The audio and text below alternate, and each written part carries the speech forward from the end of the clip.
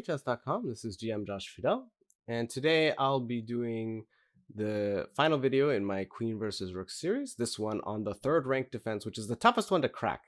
If you haven't really mastered the previous two videos and you haven't checked those out, I would check those out before this one. This is the most difficult sequence in Queen versus Rook, in my opinion. But it's one you got to know if you're facing either an opponent who knows it really well, or if you're facing a computer, because computers are annoying and they will play this defense all the time. And there aren't really many examples of this defense being used successfully in practical play. I tried to find one just to show, and I actually show the example I show. It's actually where a very strong GM, Grandelius, is playing black, and he actually messes up the defense. So it's very tricky to even get a handle on how to play it. But I want to try to explain it the best I can, so if you do face it, you know the way to combat it and you know the crucial sequence. But first I wanted to show the example of Grandelius. So in this case, black plays rook f6. And the whole idea is that you're going to try to keep the rook here and keep the king here. So let me show you how it works. White plays queen g8 check, king to h6. Incidentally, if you're defending this, you want your king as close to the center as possible. So you want to try to stick to these squares when you're defending. This is an important feature. But in the game, this was played, king d5. In the end, it doesn't matter that much, right? I mean, here black plays king h5, king e5.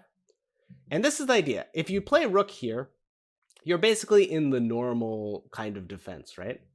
But this is actually probably a very bad version, because after queen h7, but you can't block with the rook because I'll check and play here. And once again, we have the example where your king and queen are together, which is dangerous, but because the rook's on h6, this is just game over.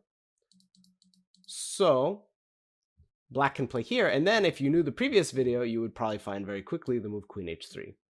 And once again, we have this stuffed position where the king and rook are just stuck together, and life is kind of bad because they either have to abandon the rook, which will lose very quickly, or try to go back, allowing this.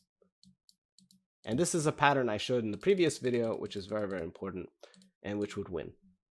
The third rank defense is the idea is that you actually separate the king and rook, and you leave the king on the first, or the h file, or the a file, or whatever it happens to be. Remember, it's a pawnless endgame, so it doesn't really matter which quadrant of the board. And you place the king rook far away. So this looks very risky, but the fact is, it's very difficult to actually check and win the rook. The queen would have to check from this side. So you can never play a move like this if the queen's already here, for example, because I could check here. But as it is, if I try to check and win the rook, the king just simply, you can even keep the king close to the queen, and there's really just no way to check and win the rook. I mean, you check, king can even come here. This king just blocks all the checks is the kind of the problem. So it's actually very, very challenging to win the rook. So you don't try to win the rook just yet. In the game, white played the move queen g3.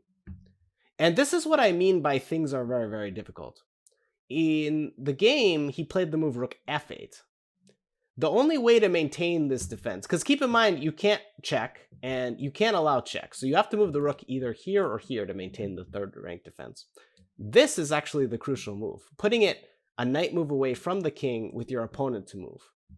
And this is the really crucial defense. And I will show you how to crack this in the next portion of the video. For now, I want to show what happens when your opponent does it the wrong way, because in practical play, people do it the wrong way all the time. He played rook f8, and now white has a really, really great move, which basically puts black in zugzwang. And I would like you guys to find it.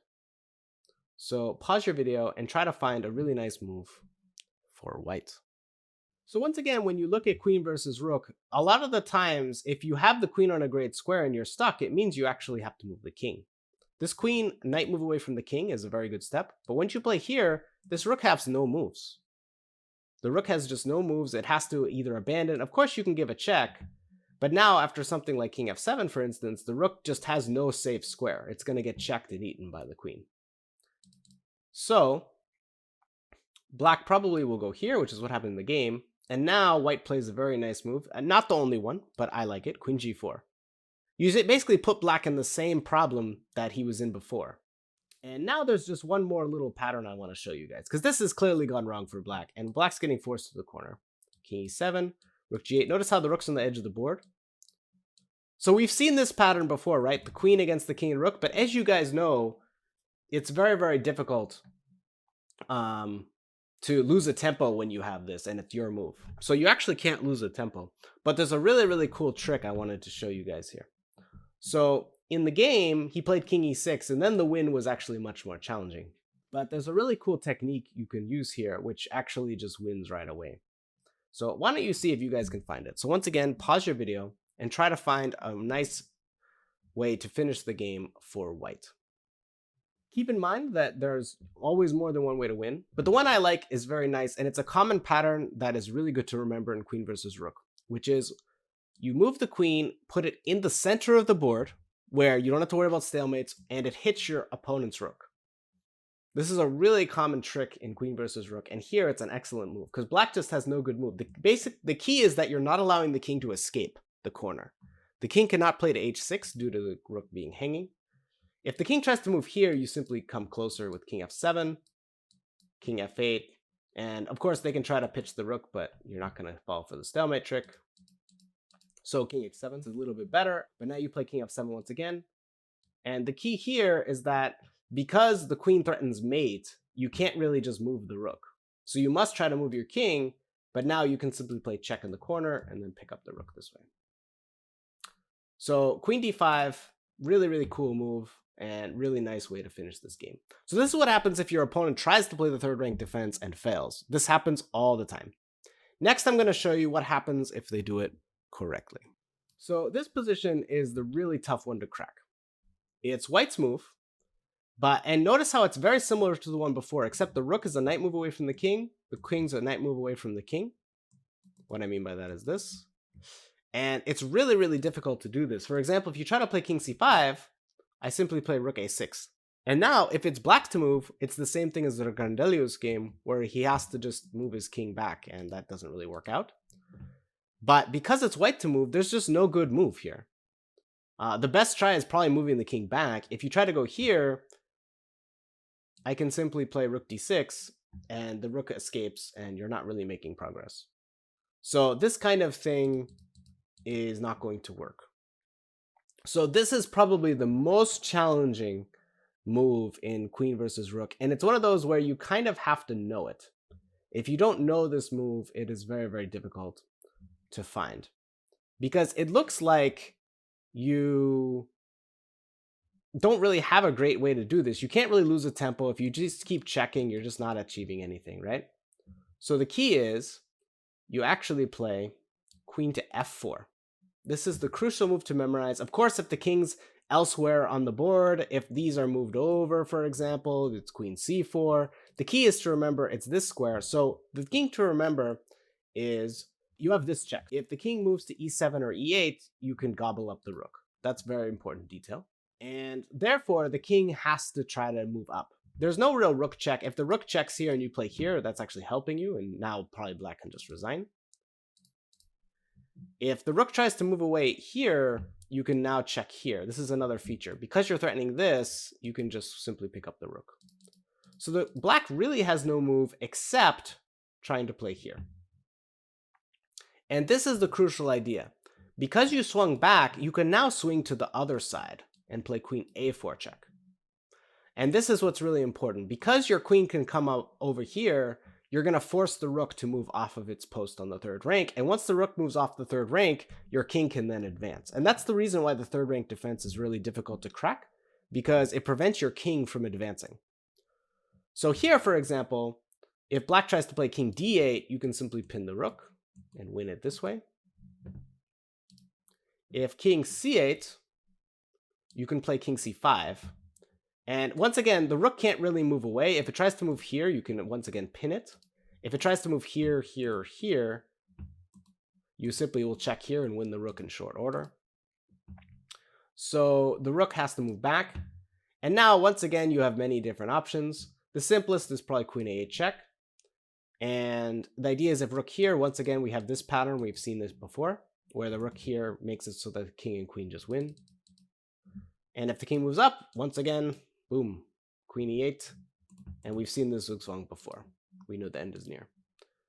So king c7 is the best move. And now, once again, you have many ways to try to win this. The one I'm going to recommend is kind of the most direct, but there are many choices. You play queen a7 check, and this is the key. Now the rook has to abandon the third rank, in this case the sixth rank. Queen c5 check. And here king b8 is probably the most stubborn defense. If you try to play king d8, you can actually play king e6, and the rook really has just no good move here. If it tries to move, for example, really far away, you can play queen a5 check. And the idea is that now you simply pick up the rook this way. If the rook tries to stay near the king, you can play queen a5 check. Once again, if the rook blocks, you pin it. If here, you pin it. And if the king moves here, you simply check and take the rook. So king e6 is a really, really nice move now. And notice how, again, the queen's a little bit farther away. There's no really great stalemate trick. So typically, after queen c5 check, they'll play king here. And now the key crucial part is to play king d6. Once again, improving your king. And here, black just doesn't really have that many great moves with the queen and rook. For example, if you try to play here, you immediately allow this, which leads to Philidor. And you have your Philidor position. So there is a very sneaky move black can play, which is rook g7. And the idea now is that because this move is a playable move, but because the king's here, there's no fork that wins. And this is one of the common tricks if you're trying to defend and you don't know where to move the rook. Try to move it to where your opponent really regrets that the king could block queen checks. Moving this way, however, is probably not such a great idea, because now, again, there are probably many ways to win, but the simplest, I think, is just king c6. Moving your king even closer, there's no rook check, and very, very soon, you're either going to win the rook, or they're going to try to go back, and now, once again, our friend, the Philidor. So, rook g7 is the most stubborn. And now, again, you have different options. Queen b4 check is the one I'm going to give here. So if the king tries to move this way, you can play queen e4 check, king b8, and king c6. And once again, because the queen's farther away, there's no stalemate trick here. And you're covering this check from the rook. So if rook c7 check, you can simply go here. And that will be all. So queen e4 is kind of a nice little trick, and king c6. So the most stubborn defense is rook b7. And then once again, centralize the queen, attacking the rook. This is just a really, really nice trick. Because now there's just no really great choice for black as far as where to move the rook. So typically they'll play rook b6 check. Once again, there's just nothing really all that amazing. If they play with rook c7, usually there are different ways, but queen e5 is kind of a nice one. You kind of ask your opponent what the deal is, what's their move. Because you can always force a zugzwang, like if here you can play here, and because after here you go here, and that is the end. So just as kind of a trick, so rook b6 check would be also natural, and then you play king c5. So once again, if they try to move the rook back, you move the king up. So they play here, and now you go for the same thing you would have in the other position, queen d4. The queen lining up with the kings, and notice how no matter where the rook's, the king can kind of move closer with check. And that's a very, very nice feature.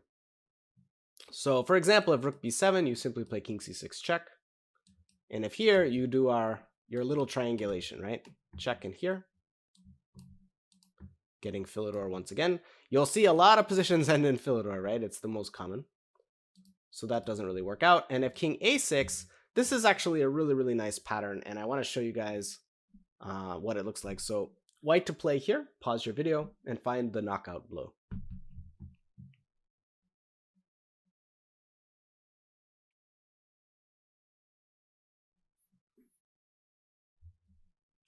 So it's again one of those where you can try to find a bunch of checks, but the simplest way is simply this one, attacking the rook from a distance and threatening mate. I actually showed you this move on the other side of the board, but sometimes it's hard to identify.